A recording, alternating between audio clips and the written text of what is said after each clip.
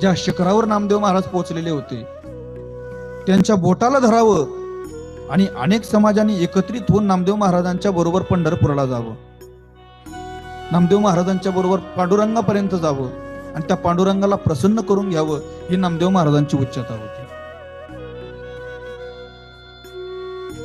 एखादा दासीचा पुत्र आहे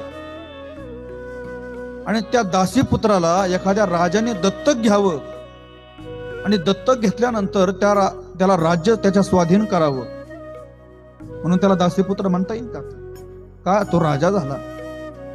एक मनुष्य बाजारामध्ये गेला आणि बाजारामध्ये गेल्यानंतर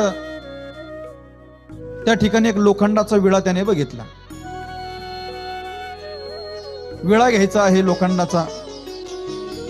विळा उचलला, बघितला विळा, न्यावाशी विळा आहे. म्हटलं बरं आहे, चांगला विळा, कितीला दिला म्हटले. दुकानदाराला विचारला याची किंमत काय? म्हणले 100 रुपयाला हा विळा दिला. अरे एवढी किंमत कुठे सांगत असतात का? म्हटले 70ला देतो का? नाही 70ला नाही देत. त्याने विळा खाली ठेवला.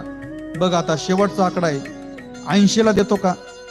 आणि तेवढ्यामध्ये दुसऱ्या एका व्यक्तीने त्या ठिकाणी यावं आणि त्या व्यक्तीने आल्यानंतर आपल्या हातामधला परीस घ्यावा आणि त्या वेळेला स्पर्श करावा. परिसामुळं त्या वेळेचं सोनं झालं. जो वेळा 100ची किंमत होती त्याने 80ला 70ला मागितला, 70चा 80चा आकडा झाला आणि त्या वेळेचा आता सोनं झाला. आता त्याची किंमत 80 होईल काय? आज 75,000 रुपये तोळा आहे. बघा मग.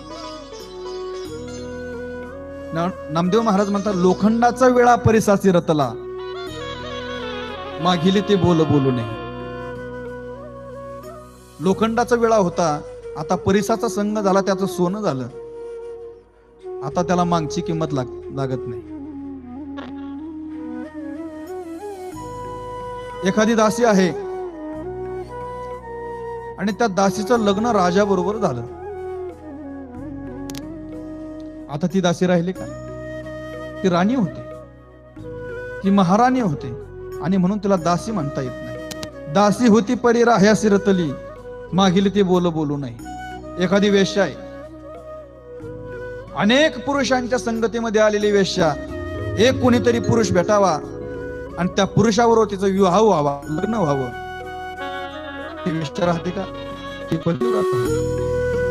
परी पतिव्रता झाली, मागिले ती बोल बोलू नये. मग शेवट नामदेव महाराज म्हणतात आता मी शिंपी आहे पण देवाशी रत झालो, ईश्वराशी रत झालो.